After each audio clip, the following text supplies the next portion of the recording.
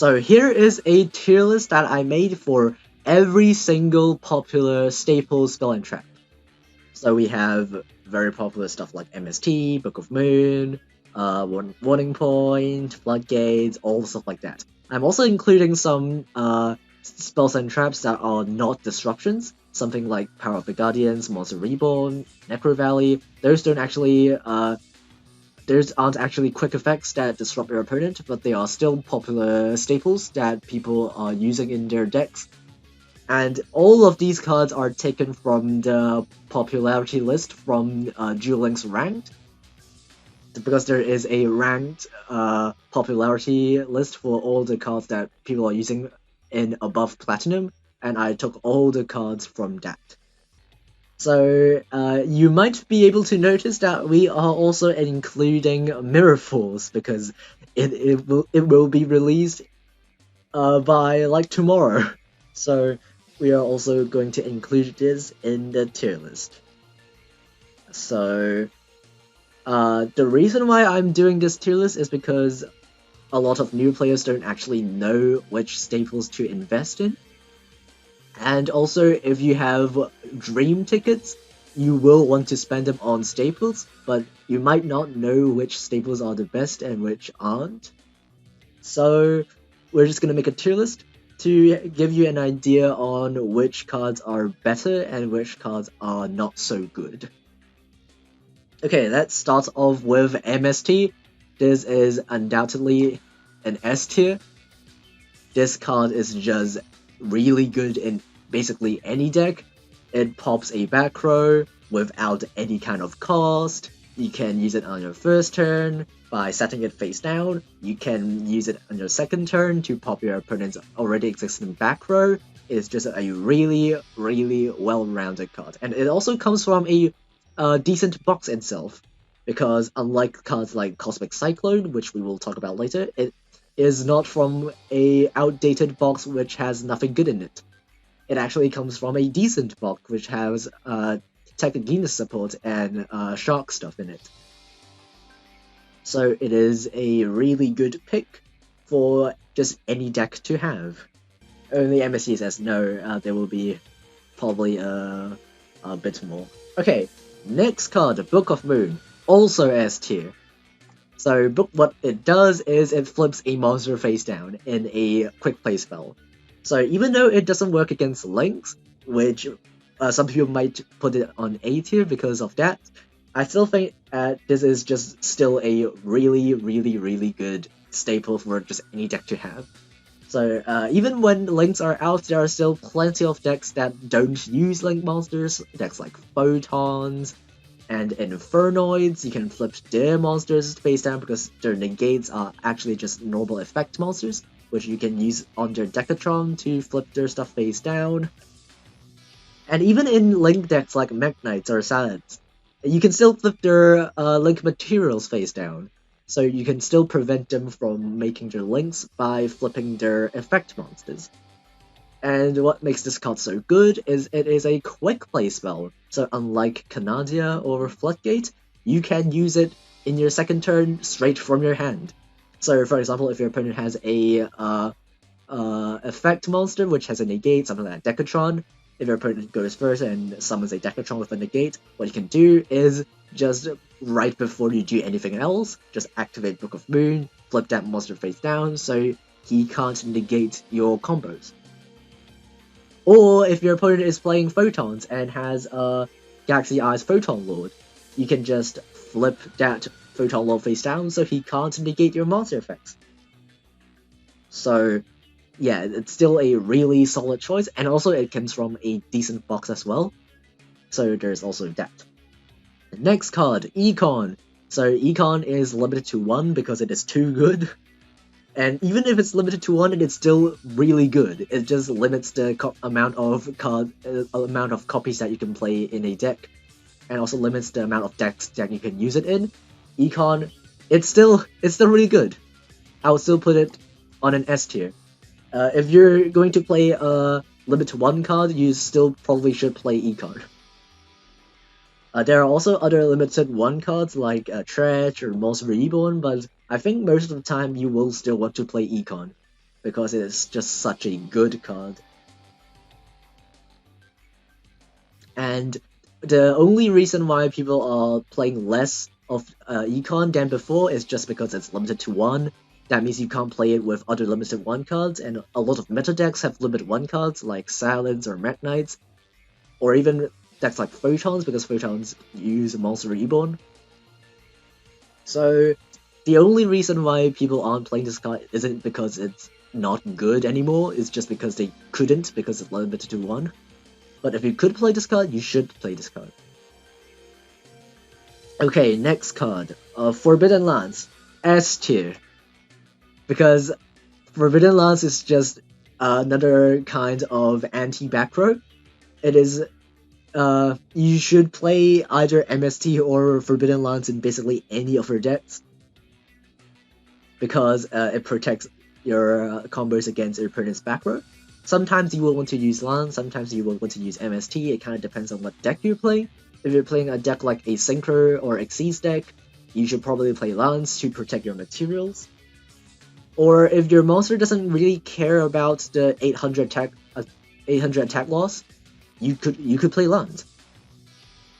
And also, Lance is the best anti-back row card in Magical Musketeers, and also Photons, because you can use Lance on your own monster to trigger your Magical Muskets effects, and also for Photons, you will want to protect your Photon Lord during your opponent's turn, so you could flip up Lance to protect it from something like a Book of Moon.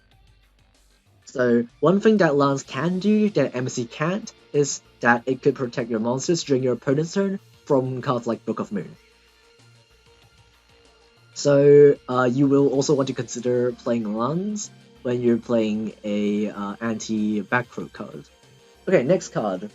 Forbidden Chalice. Okay, this card has effect to negate a monster effect, but that monster also gains 400 attack. I think this card is not really good right now because of links. Because even if you negate a monster effect, your opponent could still easily just link it away. And also decks like Photons don't really care about you negating their effects because they can just well, it still does something, but they can still just continue their combos without too much of a hassle. So unlike decks like Harpies, which were meta before, if you negate their Channeler, their entire combo just ends, because their entire combo relies on that singular Channeler to resolve. But for a lot of decks right now, I feel like even if you negate one of your monster effects, for example like Mekk-Knight, they can still spam a bunch of monsters. So it is not as high impact as it were before, so I would put it something like a B tier. It's still not bad of a card. Yeah, most decks could play through Chalice, but it's still a pretty good SR pick if you want to get something with like an SR ticket. Okay, next card, Lightning Vortex. I think Lightning Vortex is not really good. It is okay in some decks, like Blue Eyes, because you want to discard your cards from your hand, but for most decks, you don't really want to discard a card. And even if you do, this card isn't really good if you're going first, because your opponent doesn't have any monsters for you to destroy. And also, it only destroys face-up monsters, so if your opponent has set monsters, it also cannot destroy them. So it is quite situational in how it could use, and also what decks it can be used in. So I will put it in a C tier. Okay, since we also have Dark Hole in the list, we will do that first, because it is really similar to Lightning Vortex. It doesn't have a discard cost, but it destroys your own monsters as well. But what it has over the Lightning Vortex is, except for the costless activation, you can also destroy face-down monsters, and also sometimes you will want to destroy your own monsters in certain decks. So Dark Hole is a decent side deck option if you're playing something in like a tournament, in a best of 3 format. You can just always side in Dark Hole against decks like Infernoids, because they don't really do well against Dark Hole. And it's just generally more useful than Lightning Vortex, because not every deck wants to discard their own cards, and a discard cost in a deck that doesn't want a discard cost is a huge cost. So yeah, we'll just put it in B tier. And again, it is not really good if you're going first, and it also pops your own monsters. So even if you go first and then your opponent summons something and then it's a third turn, you don't really want to use Darkhold most of the time because of you don't really want to pop your own monsters a lot of times. And also for both Lightning Vortex and Darkhold, I forgot to mention is that a lot of decks actually have destruction immunity. Decks like Salamangreat Great have Balinix in the graveyard. Trickstars have the spell that protects from destruction. Neo's Fusion can protect from destruction. Yeah, a lot of decks have destruction protection, so Dark Hole and Lightning Vortex aren't always going to be useful. Yeah, so next we're going to talk about Power of the Guardians. This is not actually a disruption, it is just a equip spell that makes your monsters basically unable to be destroyed by battle, and also top card effects if you have counters on it. And also, you can gain counters by attacking monsters or being attacked, and it gains 500 attack for each. So yeah, this card was used a lot before in when it's released because not a lot of cards actually have that good of a protection effect. But for now, this card is just bad. It doesn't actually disrupt your opponent, so even if you put this onto your monster, your opponent still can do their combos as usual. You don't actually stop your opponents from doing their combo. And also there are just so many removal options right now that deal with Power of the Guardians or the monster that is equipped to. You can just make Malevolent Sin, you can make Security Dragon, Ningirsu, all of them bypass the effect of Power of the Guardians. So it is just terrible right now. D tier. Well, it might be good in like lower ranks when people aren't playing meta decks or generic good staples that remove your monsters, but realistically, if you're playing ranked, this card isn't very good. Okay, next card, Monster Reborn. So this is a free to obtain limited 1 card. It basically revives any monster you have. This card is okay. It is good in certain decks like Photons because you will want to revive your Photon Dragon. And in decks like Photons, if you revive a Photon Dragon, you basically get 2 extra destructions. So, but in most decks, you would probably rather play cards like Enemy Controller or Treacherous Trap Hole. And you won't really want to play Monster Reborn. And also, a lot of decks have their cards limited to 1. A lot of meta decks, like, again, Magnite and Salad, so you can't really play it in those as well. So, I would say a C tier. And also, it doesn't really disrupt your opponent again. So, it is situational. Even though its effect basically works against any deck, it is still, its usefulness varies in decks. Oh wait, the Duel Links is having a maintenance right now. Well, thank goodness that we got all the replays before we did the tier list. Okay, uh, next up we have Night Beam. So what Night Beam does is it destroys a spell or trap, and your opponent cannot respond with that set spell or trap when you activate this card. And it is actually not very good compared to cards like MST or Forbidden Lands, mainly because it's not a quick play spell. It is just a normal spell card, and that really limits how useful this card is. And just compared to stuff like MST, Forbidden Lands, Cosmic Cyclone, or even Galaxy Cyclone, there's not much reason to play this card. So it is still okay, but D tier. I would say D tier. I might put it up on C tier, but D tier for now. There's just not a lot of reason to play this card over other backroom removals since we have so many backroom removal. You can even play free to play backroom removals like Spiritualism, and it's still better than Night Beam. And also, Night Beam only pops face down spell traps. And sometimes you want to destroy your opponent's Necro Valley, for example, but you can't because it only pops face downs. So yeah, I would just put it on D tier. Necro Valley. Okay, Necro Valley is a good card if you could play it. Because Necro Valley shuts down graveyards. It doesn't let you banish cards from a graveyard, doesn't let you special summon from a graveyard, it negates cards that activate that target the graveyard. But it also locks yourself, so that's a problem. So for decks that could play Necro Valley, this card is just really, really good. But a lot of decks couldn't play it because they also use their graveyards themselves. So just because of the fact that not a lot of decks could play this card, I would put it on a C tier because it is good, but it's just not worth your investment for a lot of new players because you couldn't use this card in a lot of decks. So yeah, I'll just put it on C tier just because of that. Uh, a lot of times for the rankings of these cards, I'm not just ranking them on how good they are. I'm also ranking them on how worth it is it to spend your dream tickets or gems or money to try to get them. So for that, I'll just put Necrovella on C tier. Okay, next up, Galaxy Cyclone. So Galaxy Cyclone is kind of like Night Beam in that it is not a quick play, and you can only use it during your turn.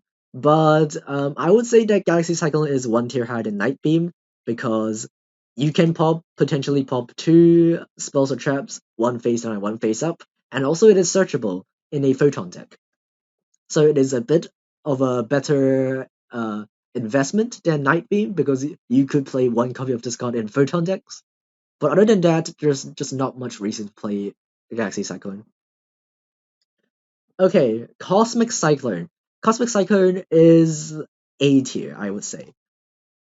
Um, it might go to S tier depending on the meta, but a lot of the times, at least for most of Dueling's lifespan, you would just use MST and it will be still fine.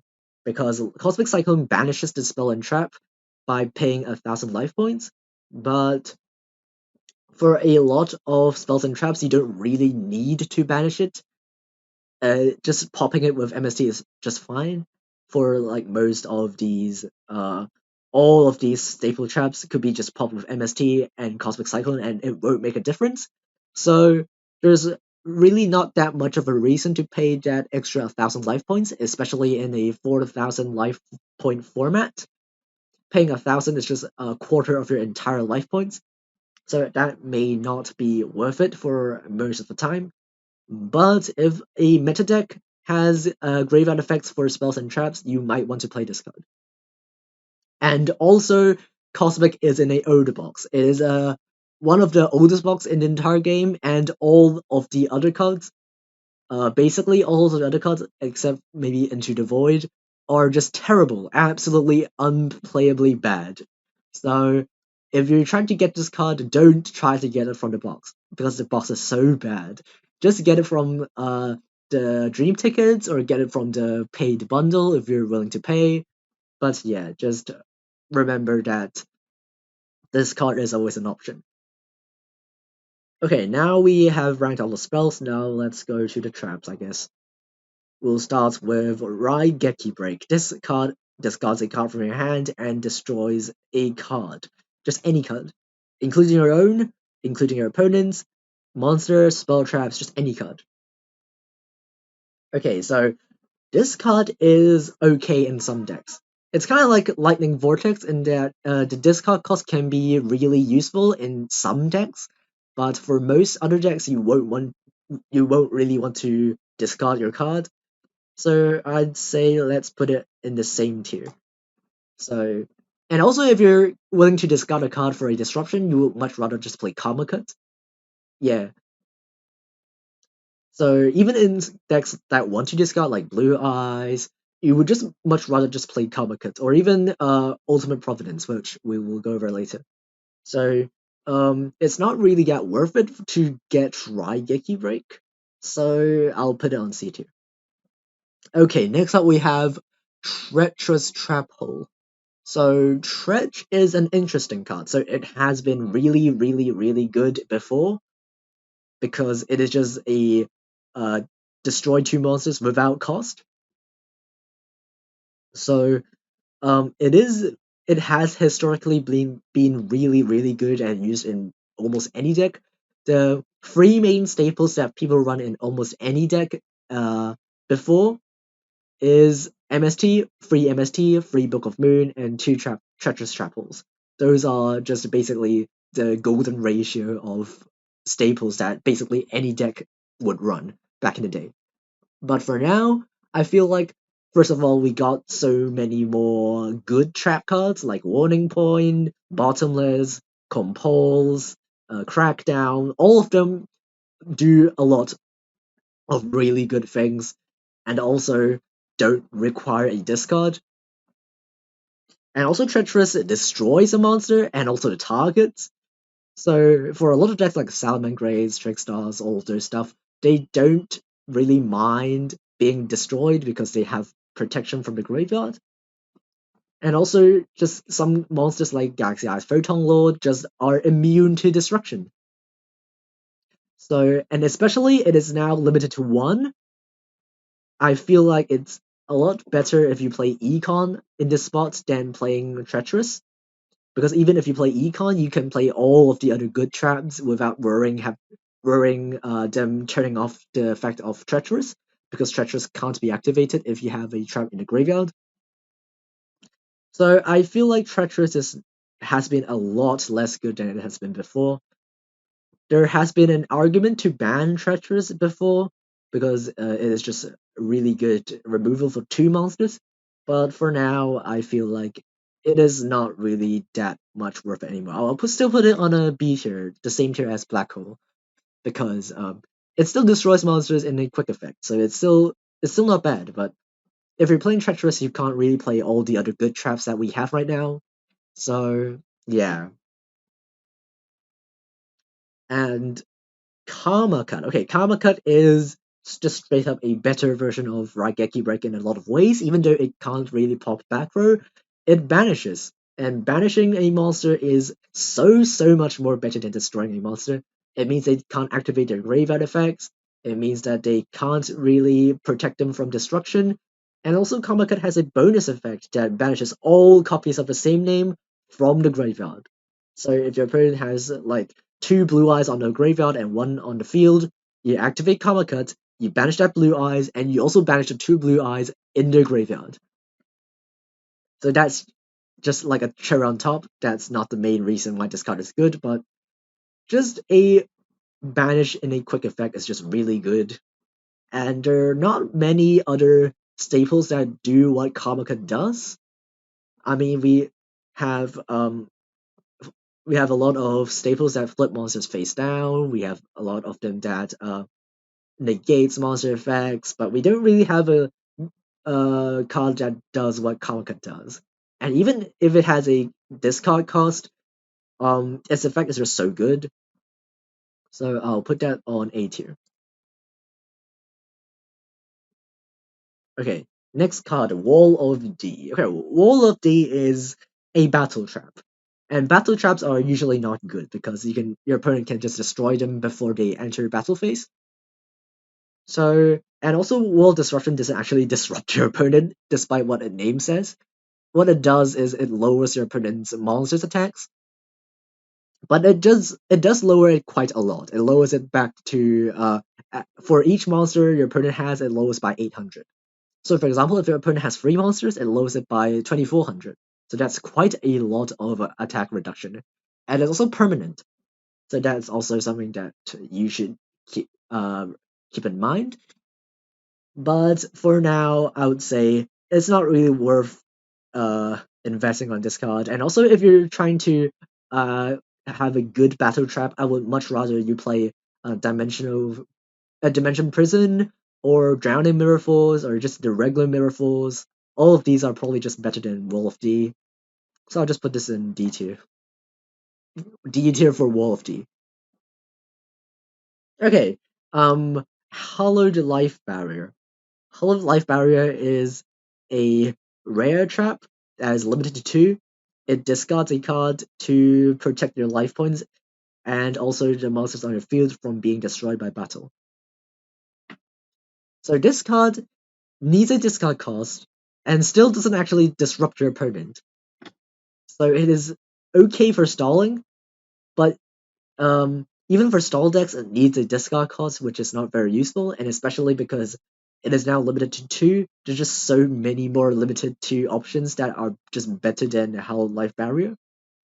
Even in like discard decks, you would just much rather play Karma Card or even Raigeki Break. It's still better than Hollow Life Barrier. So let's put Hollow Life Barrier on D tier. Boom. Okay, next up, we have Ultimate Providence. This is another discard trap, and it negates and destroys monsters. Not just monsters, it just negates any card effect by discarding the same type from your hand to the graveyard, and then it negates the effect and destroys it. But usually you would just use that effect to negate monster effects, because usually monster effects are the most valuable to negate, and also you will want to discard your monsters more than your spells and traps because of the amount of monster graveyard effects that we have. And I think Ultimate Providence is a good card for decks that could play it. So for decks that have a bunch of monsters that you want to send to the graveyard, you should play Providence. But I would say it should probably be one tier lower than Karma Cut, because Karma Cut banishes very good. It's just so good. And also Karma Cut can discard any card. And for Ultimate Providence to negate a monster effect, you need to discard a monster. So I'll just put it on B tier. Next up, okay, we have Mirror Force. This card is not released by the time this video is recorded, but it will be released really soon. It is a free UR card that everyone will get, similarly to Monster Reborn. And when your opponent attacks, you just destroy all of their attack position monsters.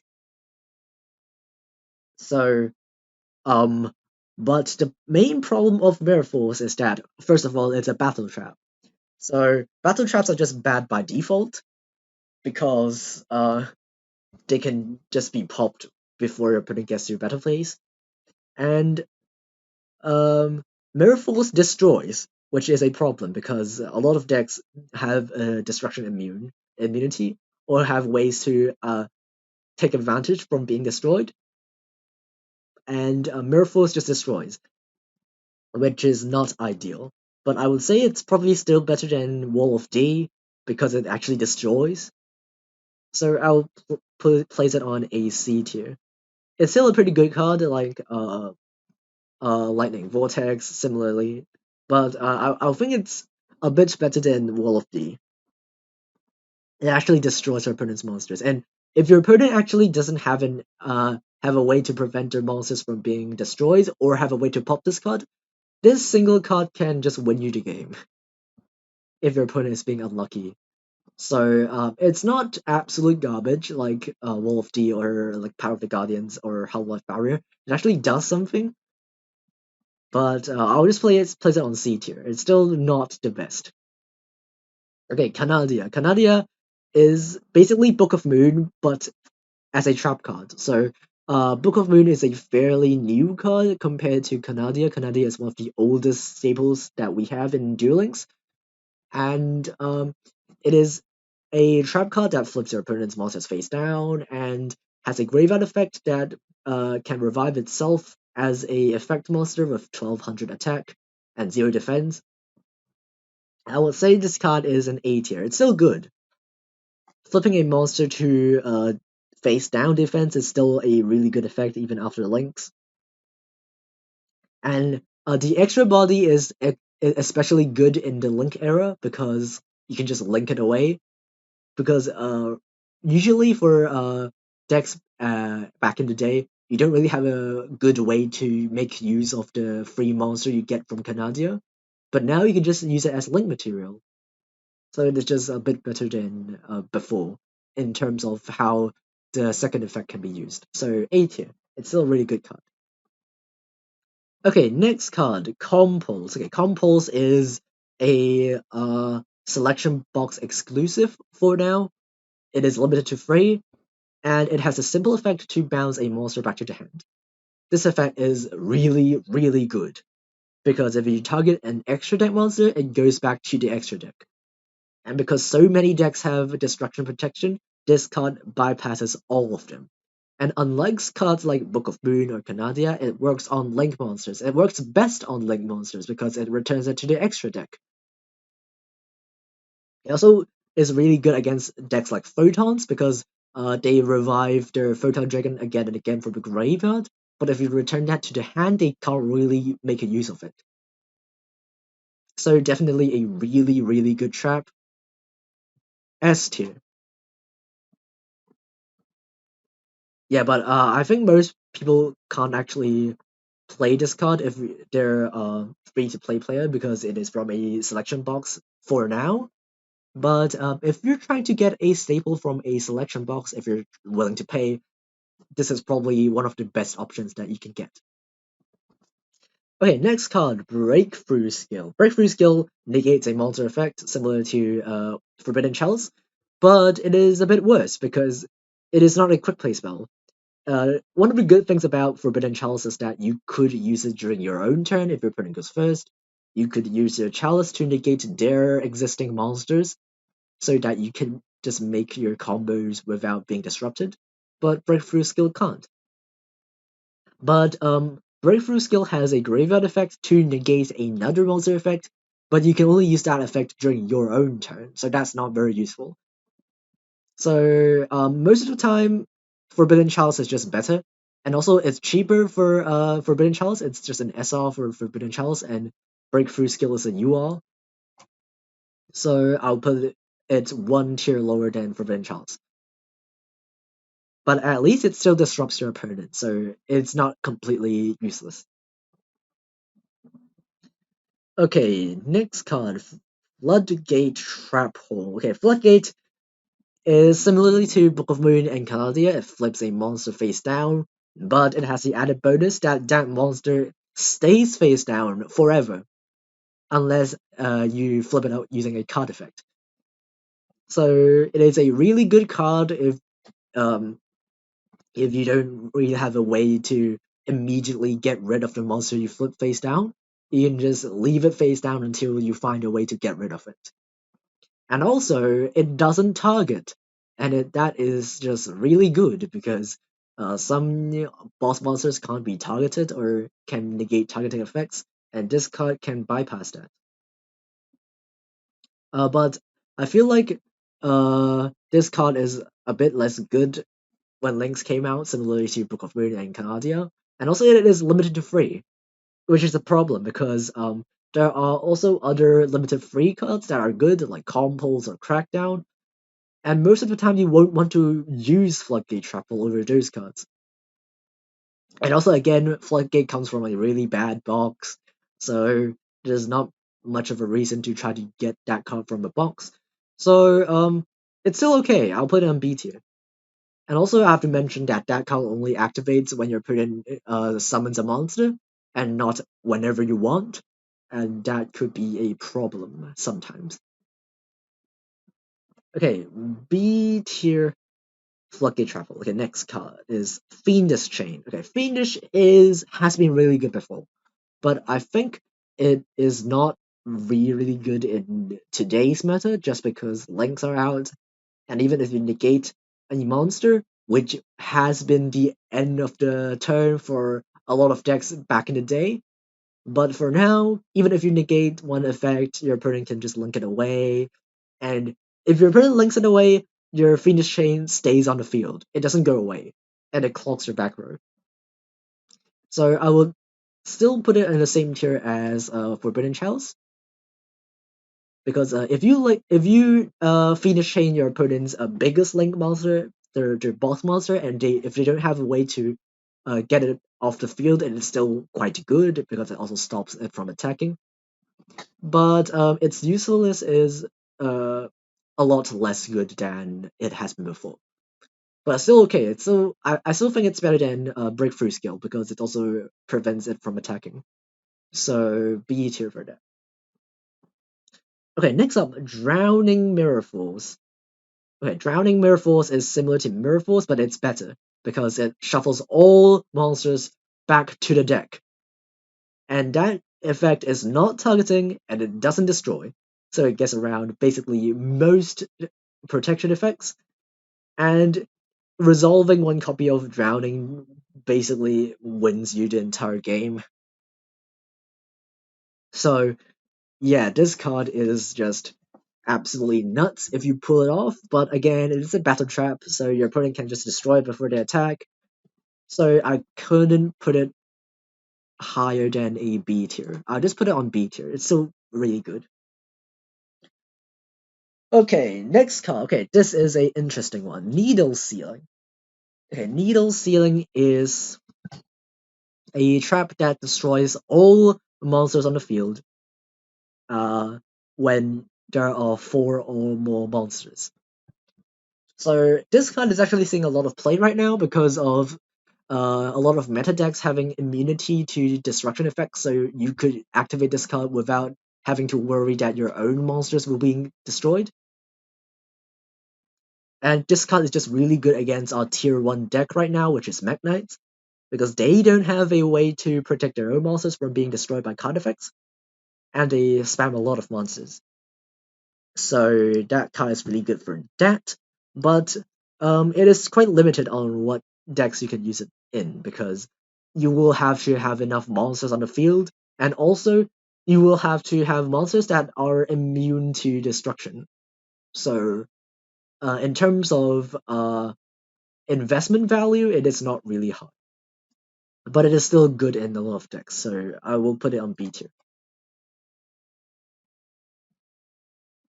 And then our next card is Crackdown. Crackdown is a selection box only card again, but it is from a smaller selection box. So even if you're only willing to pay a bit of money, you can still get this card pretty easily. And what this card does is really good. It just steals your opponent's monster, and it's yours permanently as long as this card is on the field. So it doesn't destroy, which is really good. It takes away your opponent's monsters, and you can use it for your own as link material or just any kind of extra deck play. It's really good. I would have put this card on S tier. However, this card can be destroyed because this card is activate itself as a face-up continuous trap. And if this card is destroyed, your opponent gets back the monster. So um, if your opponent has a way to destroy it uh, during their combos, maybe something like some decks like Salamangreat have Foxy that can revive itself from a graveyard to pop a face up spell or trap.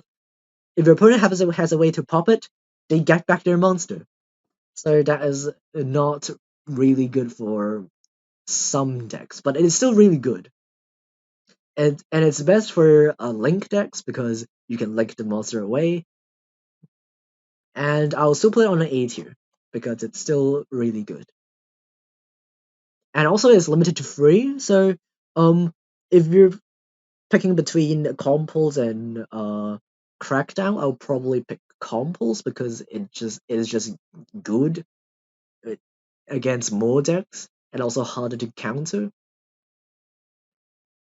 And yeah, okay, we have Bottomless Trap Hole. I think this is better than Floodgate Trap Hole in a lot of ways because it can also work against link monsters. It banishes the monster. It gets rid of the monster, which is what Floodgate Trapple couldn't. Because even after you use Floodgate Trapple, the monster stays on the field face down, which you will have to spend an attack or another effect to get rid of that. But for Bottomless, it just gets rid of the monster entirely. But there are two problems of actually three problems with this card. First of all, it is similar to Floodgate Trapple. It only activates when your opponent summons a monster. So if you're going second and your opponent already has a full board of stuff, you can't really use Bottomless to get rid of that. Second of all, bottomless only works against monsters with a attack higher or equal to 1500. So uh, it doesn't really work against combo starters, which have a lower attack. Something like a Harvey Chandler only has 1400, stuff like that. But it is still really useful. Like, third of all, bottomless trapple actually, even though it banishes the monster, it actually destroys. It destroys, but instead of sending that monster to the graveyard, it gets banished. So it can still be prevented by destruction protection effects, which is quite common for the current meta. So it's still good, but I'll not put it on S tier. I'll put it on A. Okay, last of all, we will have last but not least, we'll have Warning Point. Warning Point is S tier. I'll just put it right there.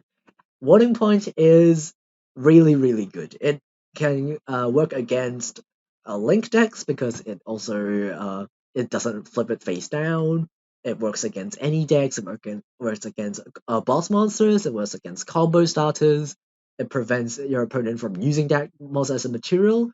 So for cards like Fiendish Chain, if you use Fiendish Chain, your opponent can still use that monster as a material for extra deck monsters. But for Warning Point, it stops your opponent from doing that. And also it negates. So Warning Point is basically like a combination of Floodgate and Fiendish. It stops your opponent from using that monster and also negates that monster. So it's just so broad in its purposes. It's good in basically any deck. And the only slight downside that this card has is that it only works when your opponent summons a monster, similarly to the Trap Hole cards. So you might want to consider playing Compulse over Warning Points, because Compulse can be used even if you're going second. You can just set Compulse, and then during your opponent's turn, you can just bounce whatever boss monster that your opponent already has on the field. But realistically, you can play both. You can just play both Compulse and Warning Point, and both of them are just really good. So there we have it. There is the full tier list of popular staple spell and trap cards that people are using in today's meta. So if you're a new player who is watching this, you should consider getting the cards from the S tier first, because this tier list is made in consideration of which cards you should be investing as a new player or even an old player that has stuff like dream tickets. So again, a lot of these cards in the lower tiers aren't bad, but they're just not worth your gems or tickets or money. For most decks, you would just probably pick between MST and Lance to play 3 copies of, and then play 3 Book of Moon, and then play one of these traps at 3 copies. That's what most decks would play in their decks for their staples, but of course you can still play the cards in the A and B tiers. Those are still just really good generic traps and spells that you could play. So yeah, that's the end of the video. Thanks for watching. Goodbye.